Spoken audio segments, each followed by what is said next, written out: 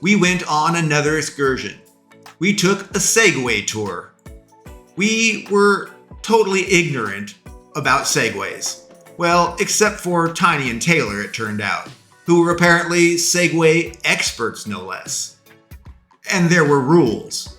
For our excursion, in order to proceed, we all had to prove that we were capable on Segways. We had to prove our Segway skills by driving on and finishing successfully a Segway obstacle and test trail course. Once again, Taylor showed off her expert skills, this time on her Segway.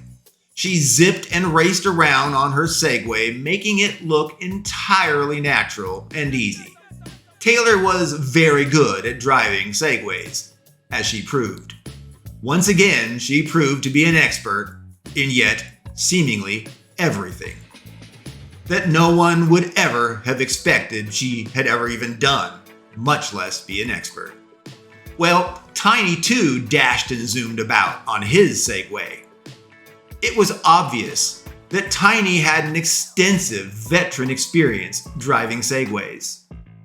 He was a master Segway driver. Katie was surprisingly adept at driving her Segway as well. She adapted to it quickly and naturally.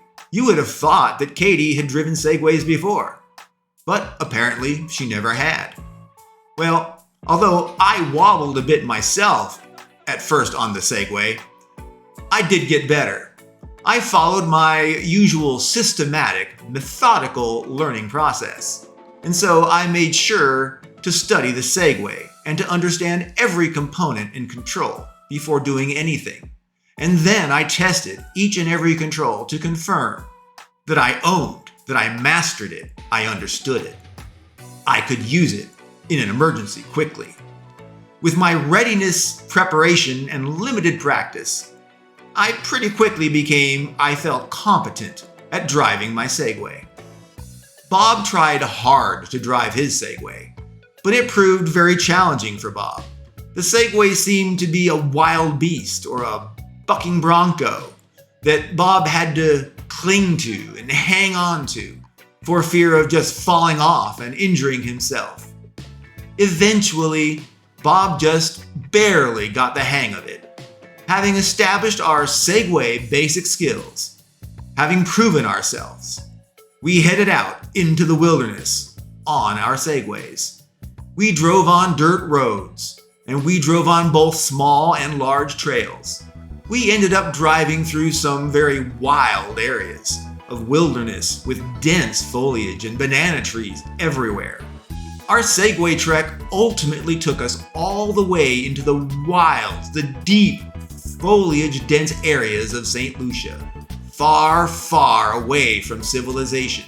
It took us all the way to St. Lucia's magnificent pitons, which were two lush, petite, mini-tall, narrow mountains. The guides explained the pitons were almost 2,500 feet tall, and they were actually tiny plugged volcanic spires that had formed long ago by volcanoes and had since overgrown with trees and foliage. Well, we rode on to a clearing that overlooked a bay and those very pitons.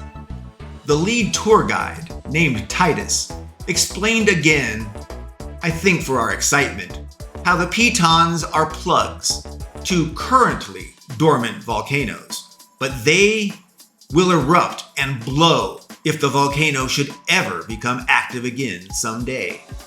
Titus told us of an old war bunker that was right here next to us by the clearing, but he said we should not go inside because it is dangerous.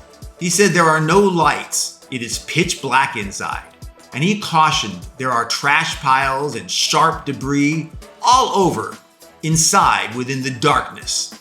So everyone needs to stay clear of the bunker. Just stay away and stay out.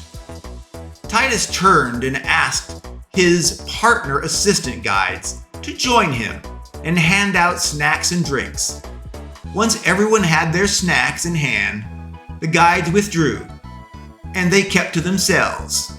away from the tour group, seemingly giving us our own space, giving us time for our own break, our personal time, so that we could eat and rest a bit.